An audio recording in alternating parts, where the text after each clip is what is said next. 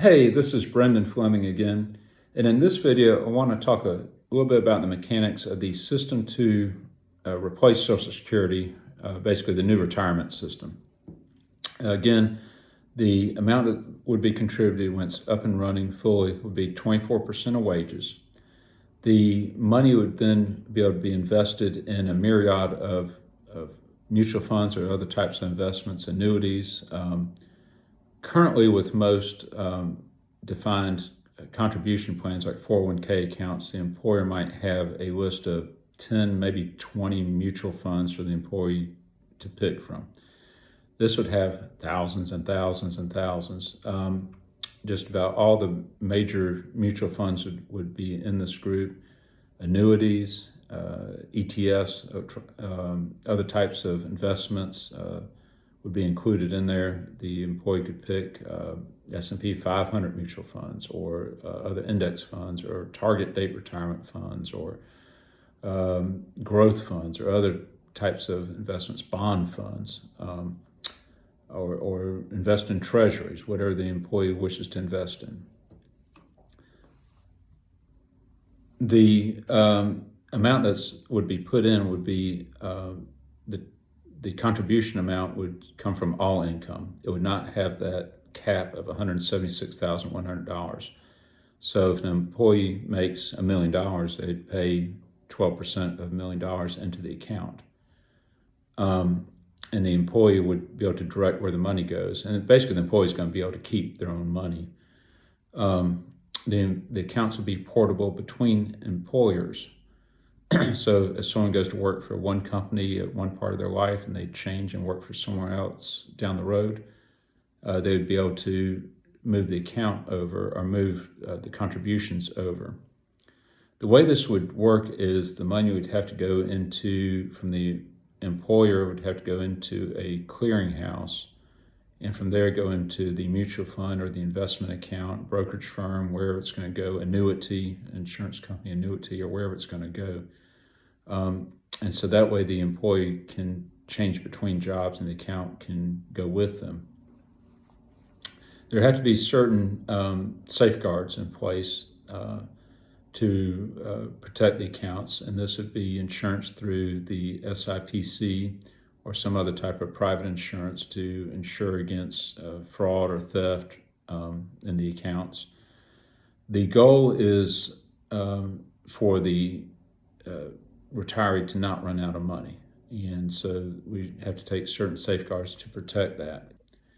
One of the ways to prevent the retiree from running out of money would be to have the amount that have, instead of a minimum withdrawal like we have with the IRA accounts, have maximum withdrawals. And this would be based on actuarial tables and with a 2-year offset. So that if an employee or retiree gets ready to retire and they say someone's 68 years old and on the actuarial table it says that person has 18 years of life expectancy, they'd be able to withdraw 1/20th of the account. And this would adjust year to year. So if someone's living longer, that amount would change. And the goal is so that the retiree does not actually run out of money.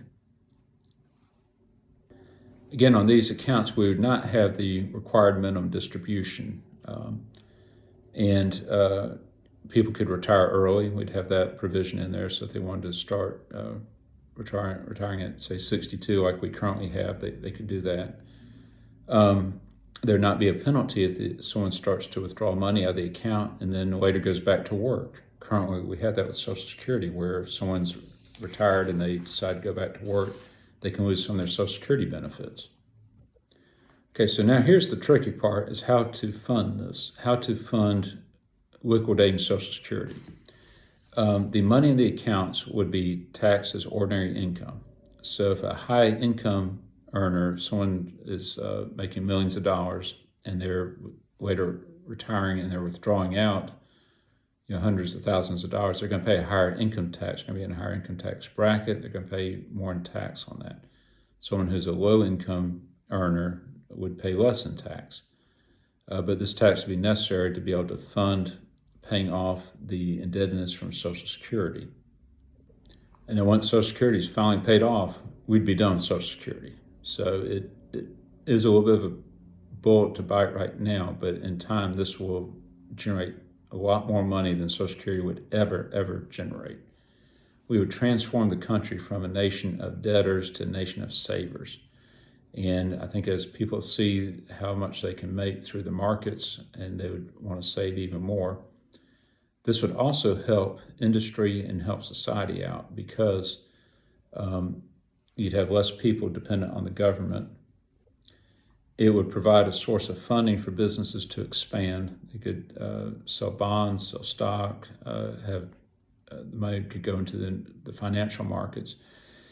It would also help the federal government, because we would eventually get Social Security paid off, and this would help reduce the cost to the government, and it could end up bringing down interest rates down the road. And if interest rates starts coming down, this would also lower it for individuals through whatever they're having to pay on credit cards or mortgages or car loans. When there's a shortage of loanable funds, it helps push up interest rates. And when there's not a shortage of loanable funds, it can help drop the interest rates.